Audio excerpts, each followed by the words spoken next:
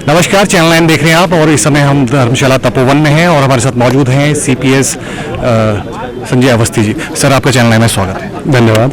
आज सर ये बताइए, आपकी सरकार को 1 साल हो गया है, आपकी नज़र में ये 1 साल कैसा रहा है?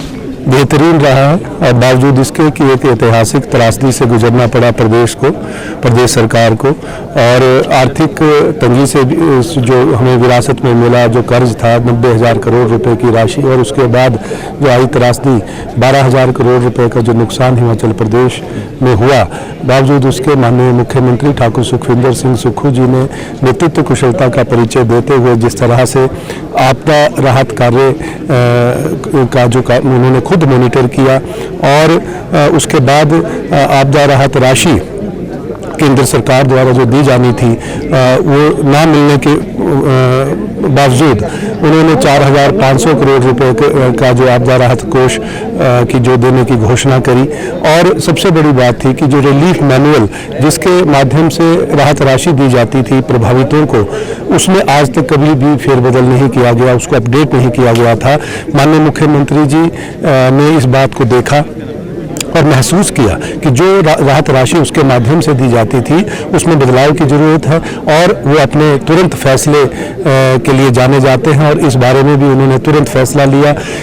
जब माननीय मुख्यमंत्री जी ने ये देखा कि हमारे युवाओं के साथ खिलवाड़ हो रहा है, पूर्व सरकार में पेपर बेचे जा रहे थे और जो मेधावी छात्र छात्राएं पूरा वर्ष जो है वो तैयारी करते थे किसी भी कॉम्पिटिटिव एग्ज़ाम की, लेकिन रह जाते थे, तो जब इसके बारे में तहकीकात करी, जानकारी इन्वेस्टिगेशन किया, तो ये पाया कि ये पेपर बिक रहे थे, और उस पर तुरंत कार्रवाई करते हुए सर्विस सिलेक्शन बोर्ड भंग किया गया। एक बहुत बड़ा ऐतिहासिक फैसला था। इस तरह से अन्य फैसले जो स्वास्थ्य सुविधाओं को लेकर थे, शिक्षा प्रणाली को किस तरह से मजबूत किया जाए, उसमें गुणवत्ता लाई जाए, उसके तहत हर विधानसभा क्षेत्र में डे बोर्डिंग स्कूल खोलने का जो फैसला लिया गया, और 10 गारंटी योजनाओं का जो घोषणा पत्र पूर्व में जो हमने चुनाव के दौरान हमने जनता के समक्ष रखा था, उसमें से 3 गारंटी योजनाओं को पूरा कर दिया गया है, जिसमें पहली ओपीएस की थी।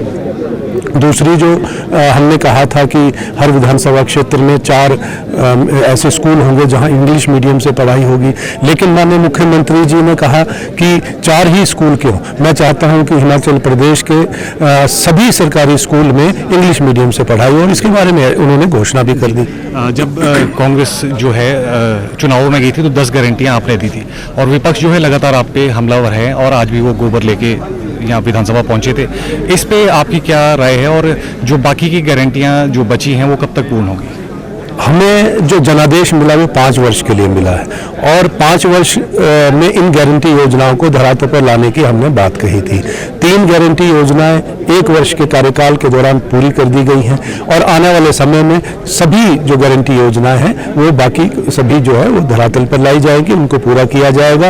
विपक्ष अपनी भूमिका, जो सकारात्मक भूमिका और जो स्वस्थ राजनीति को जो उनको अपनाना चाहिए था, उसमें नाकाम रही है, और मात्र नाटक कर रहे हैं। उन्हें चाहिए था कि जिस तरह की आपदा प्रदेश सरकार पर आई, 12,000 करोड़ रुपए का नुकसान हिमाचल प्रदेश को हुआ है, वो चाहते तो केंद्र सरकार के माध्यम से यहाँ राहत राशि पहुँचाते, लेकिन उनके कोई प्रयास नहीं रहे हैं। इन सब बातों का जवाब जनता पूछेगी। अभी लोकसभा के चुनाव आप देखिए, आगे ये सब जो है मुद्दे उठने वाले हैं। आज उनके पास कोई मुद्दा नहीं है। उन्हें सराहना करनी चाहिए प्रदेश सरकार की, बावजूद सीमित साधनों के, और जिस तरह से नेतृत्व कुशलता को दर्शाया माननीय मुख्यमंत्री ठाकुर सुखविंदर सिंह सुक्खू जी ने, इस बात को जो है इस बात की सराहना करनी चाहिए, इस बात को स्वीकार करना चाहिए। 1 साल आप भी विधायक बन के यहाँ पे आपकी विधानसभा क्षेत्र की बात करें तो आपके क्षेत्र में 1 साल में कितने विकासात्मक कार्य इस 1 वर्ष में हुए? मेरे विधानसभा क्षेत्र में प्रदेश सरकार द्वारा जो नीतिगत फैसला लिया गया था कि हर विधानसभा क्षेत्र में डे बोर्डिंग स्कूल खोला जाएगा, तो डे बोर्डिंग स्कूल के लिए भूमि का चयन कर लिया गया है, और जल्द ही जो है उसकी सुविधा और उसका निर्माण कार्य शुरू हो जाएगा, जिसकी सुविधा जो है वो हमारे छात्र छात्राओं को मिलेगी।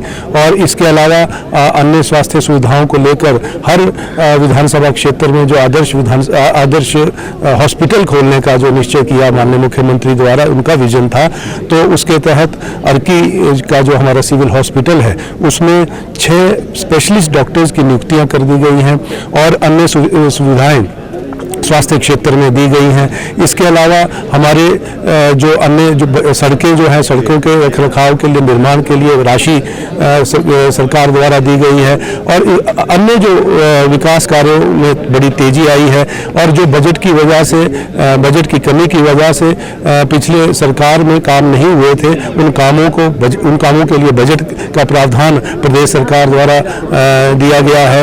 आज बहुत से स्कूल जो है पद रिक्त थे स्कूल्स में और कॉलेजेस में स्कूल पद रिक्त थे, उन सभी रिक्त पदों को भरने की प्रक्रिया शुरू कर दी गई है। ये इस तरह की जो हमारी बहुत से कार्य जो है वहाँ पर शुरू हुए हैं और आने वाले 5 साल में आप देखेंगे कि मेरा ये सपना, जो मेरा संकल्प है कि अर्की को आदर्श विधानसभा क्षेत्र के रूप में स्थापित करना, उसको मैं पूरा करूँ। आपसे बात करने के लिए धन्यवाद। Thank you. तो ये थे हिमाचल सरकार में सीपीएस संजय अवस्थी। इनका मानना है कि अर्की विधानसभा क्षेत्र को ये एक विकसित जो विधानसभा में कन्वर्ट करेंगे और प्रदेश सरकार ने जनता से जो भी वादे किए हैं उन्हें भी चरणबद्ध तरीके से पूर्ण किया जाएगा। धर्मशाला तपोवन से दुनीचंद के साथ राहुल शर्मा की रिपोर्ट।